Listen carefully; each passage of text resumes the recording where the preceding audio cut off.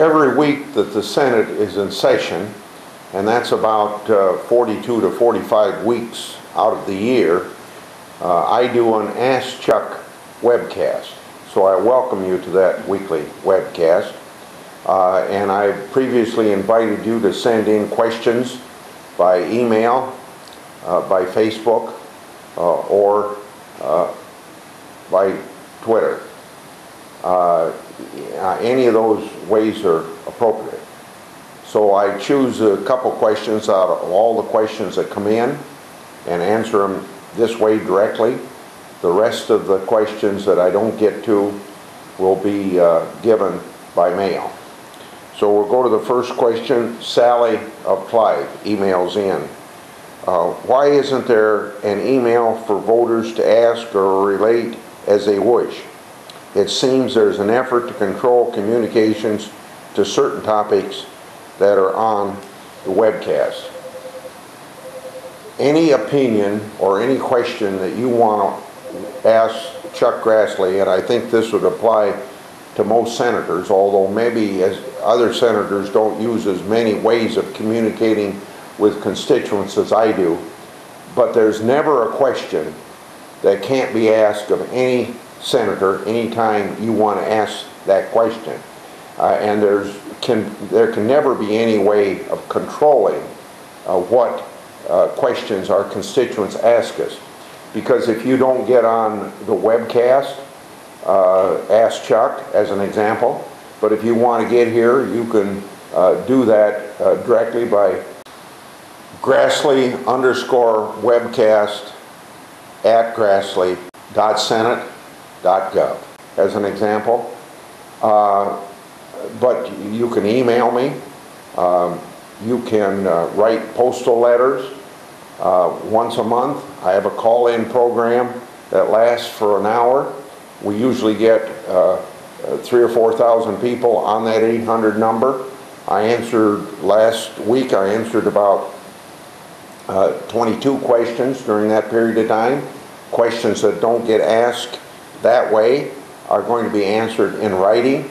Of course, besides postal mail and email and webcasts, I have a monthly television call-in show that's on Mediacom channels throughout the state of Iowa.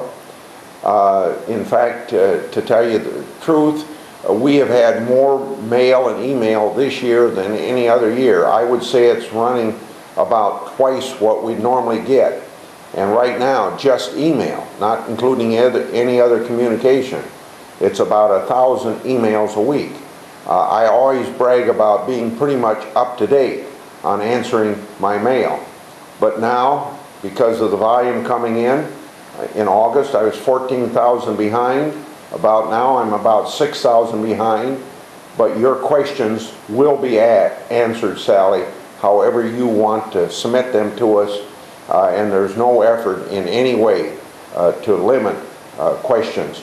You may not always get the oral answer I'm giving you now, but you will get an answer to your question. Next question comes from Facebook. Marilyn from the small town of Burt, northern Iowa. She says, when I lost my mother, she had lived 22 out of 30 days in October, but Social Security doesn't send a check. Why isn't that prorated?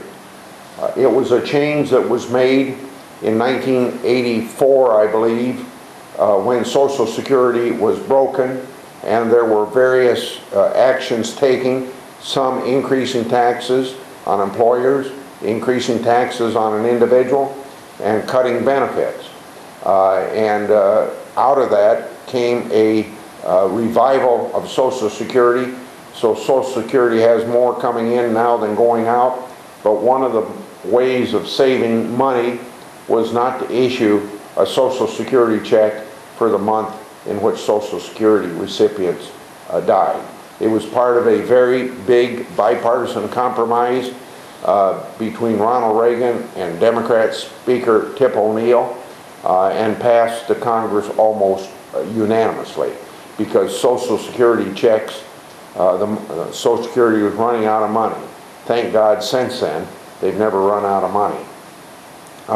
We now have this week update that I'll give you. We'll have the military construction bill up this week during debate, and maybe a slight chance we'll start on health care reform. But whenever we start on health care reform, we'll be on it several weeks. If you wonder why to be on it several weeks, well, don't forget it's been several weeks that Senator Reid has taken just to put a bill together between the Senate Finance Committee that I serve on and the Senate Health Committee. The merging of those two bills has now taken about 3 weeks already. And then don't forget, we spent 7 weeks on No Child Left Behind. We spent 5 weeks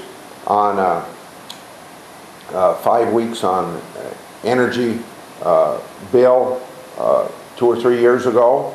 So there's none of those are as big as health care reform, and we feel that we ought to get it done right instead of getting it done right now. I'm not very satisfied with either the House bill or the Senate bills so far, so I may end up offering several amendments. Debate will go on over a few weeks, and it should.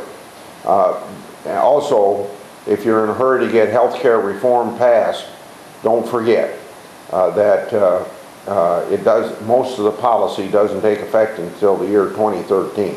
So it seems to me we have plenty of time to get it right if we're going to pass a bill.